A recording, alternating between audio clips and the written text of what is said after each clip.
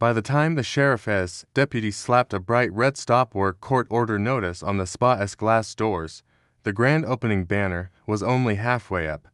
The Cedar Crest Estates HOA board stood proudly on the marble steps of Serenity at the Bluffs, their supposed $10 million crown jewel. The whole place gleamed in the morning sun, the infinity pool shimmered, the eucalyptus steam room hissed with warmth, and a dozen massage suites were staged like a luxury magazine spread. And all of it was built on land the HOA didn't legally own.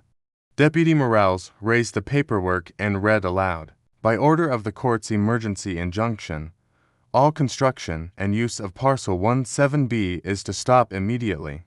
The property owner has established clear title. Valerie Haynes, HOA president, self-appointed Empress of Cedar Crest, gave a soft laugh. There must be some mistake, she said, her voice dripping condescension. This area is community property. I stepped out from the crowd behind her, coffee in hand. No mistake, I said pleasantly. It's mine. I pointed at the spa, the building, the land, and, if circumstances kept going this way, probably their entire reserve fund. Valerie's smile turned brittle. You can't do this, she sputtered. I took a slow sip. Oh, I said. I already did. 6 months earlier. I'd moved to Cedar Crest Estates for the quiet. Mid-30s, single, working from home doing data analysis and systems architecture. My house sat at the edge of the development, beside a ragged patch of undeveloped land I'd purchased with the property. Parcel 17B, cheap, rocky, useless to most people. But to me, it was perfect. Wild grass, a few stubborn native trees, deer drifting through at dusk. I called it my backyard nature reserve. What Cedar Crest didn't know was that, before becoming a remote data systems specialist, I'd spent a decade as a commercial real estate and land use attorney. I left the field because I was exhausted by petty power struggles. I wanted peace. Then I met Valerie Haynes. Valerie had turned the HOA presidency into a personal monarchy. Sharp bob, pastel blazer, clipboard practically grafted to her arm. She called herself the steward of community standards and proudly declared she didn't believe in idle land. The previous president had quietly scheduled landscapers and went home. Valerie wanted a legacy, and one afternoon, standing on the bluff overlooking my parcel, she found it. This, she announced to the board, is where we build the spa. The first warning sign came in the form of a glossy brochure, coming soon, Serenity at the Bluffs. The rendering showed a sleek, modern spa placed on what looked suspiciously like my field. I checked the map 3 times. The future amenity sat squarely on Parcel 17B. I walked straight to the clubhouse. Hey, I said to Valerie, this spa, where exactly is it going? She beamed. You're going to love it. It's on the common parcel behind your house. It's not a common parcel, I said. It's mine. Her smile flickered. No, that land was platted as future amenity space. Marketing brochures aren't deeds, I replied. I have the recorded title. Her eyes hardened. Within a week, the harassment began. A letter demanding I confirm the parcel complies with development expectations, a joke of a purchase offer, barely enough to cover my original cost. A fine for failure to maintain vacant land in a manner consistent with community aesthetics, complete with photos of my perfectly normal grass and wildflowers. When I refused and appealed, she escalated. An email blast went out. Some residents are resisting progress and putting the spa project at risk. At the next HOA meeting, Valerie pointed at me like I was a criminal. The holdout, she declared. A neighbor leaned over. Why don't you just sell it? Because it's mine, I whispered back. And because what they're doing is illegal. Valerie called an emergency vote. She waved around a blown-up map copied from an outdated marketing packet, conveniently missing the updated plat showing my ownership. She collected proxy votes from elderly residents who thought they were signing something about landscaping. The motion passed. 3 weeks later, survey flags appeared on my land. Then came the bulldozers. I was out of town when the machinery arrived. When I returned, my wildflower, field was a construction zone. Dirt, rebar, the skeleton of a foundation. Workers were everywhere, pouring concrete, hoisting beams. My peaceful view turned into chaos. I didn't scream, I made calls. The county, the city, the state licensing board. Then I called an old colleague still practicing real estate law. They built a $10 million spa. I told him, on my parcel, within days, the violations stacked up. The permit listed the HOA as the owner of parcel 17B, false. Valerie had signed an affidavit claiming full rights, also false. The HOA had taken out a $7.50 million loan using fabricated documentation. And then the county discovered the permits were based on incorrect ownership. The HOA tried to halt construction after the county raised red flags, but Valerie doubled down. She called an emergency board meeting. We're too far in to stop now, she insisted. If we pause, we default. He's bluffing. He sent you a certified letter with 20 attachments, the treasurer reminded her weakly. Once it's finished, we can negotiate, Valerie said, sweeping aside concerns. No one sues to tear down a $10 million spa.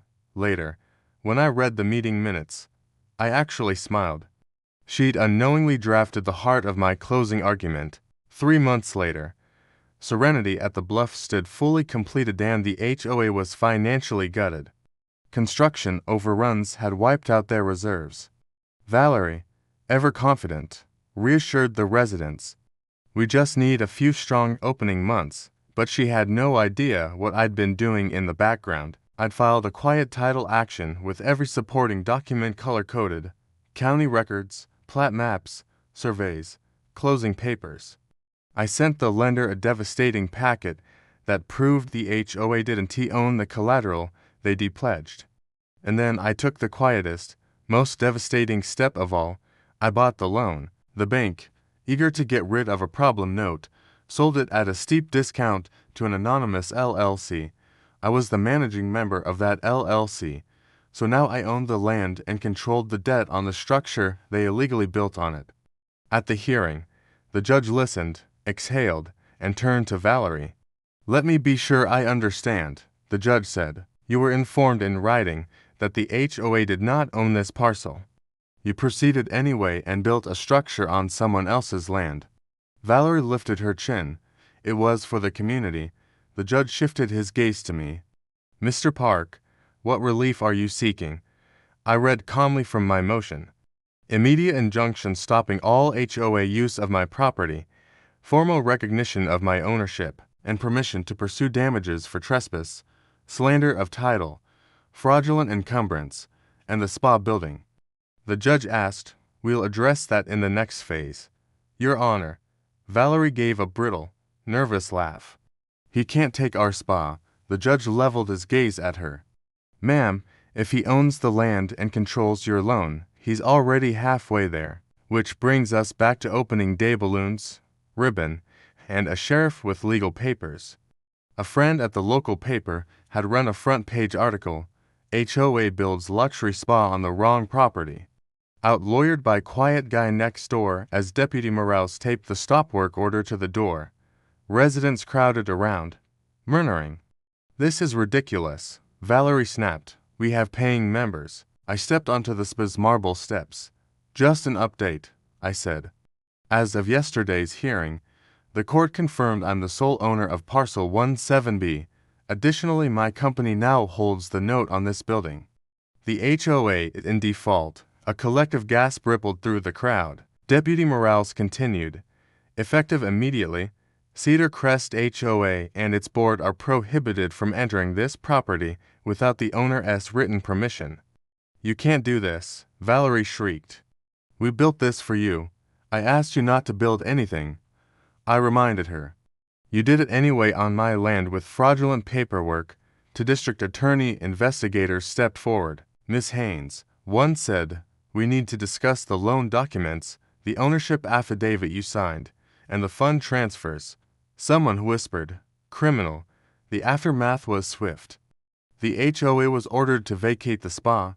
Valerie was held personally liable for fraudulent representations. The board's insurance refused coverage, citing intentional misconduct, and the DA formally charged Valerie with filing false instruments and misappropriating funds. At the final hearing, the judge addressed me. As for the structure, it was built entirely on your land without permission, using funds obtained under false pretenses. You may require the HOA to remove it at their expense, or you may take title to the building as damages. I looked at Valerie pale, shaking, her bravado long gone. I'll take the building, I said, and I'll be renaming it. 3 months later, a new sign stood at the entrance. Aoran Wellness Club, private facility, by invitation only. The HOA was left in ruins. Dues skyrocketed. The old board resigned and Massey, a management company, took over. Valerie lost everything: her presidency, her seat on the county HOA council, her court appeals. Even her home was sold at auction to satisfy judgments. Then came sentencing. The judge delivered 18 months in federal prison for filing false documents, plus 3 years of probation. Financial penalties totaled $275,000 in restitution, fines, and court costs. When the sentence was read, Valerie's face drained of all color. Her hands clutched the defense table so hard her knuckles turned white. She opened her mouth, but nothing came out. Her attorney had to steady her as she swayed, staring into nothing, realizing her legacy project had cost her everything.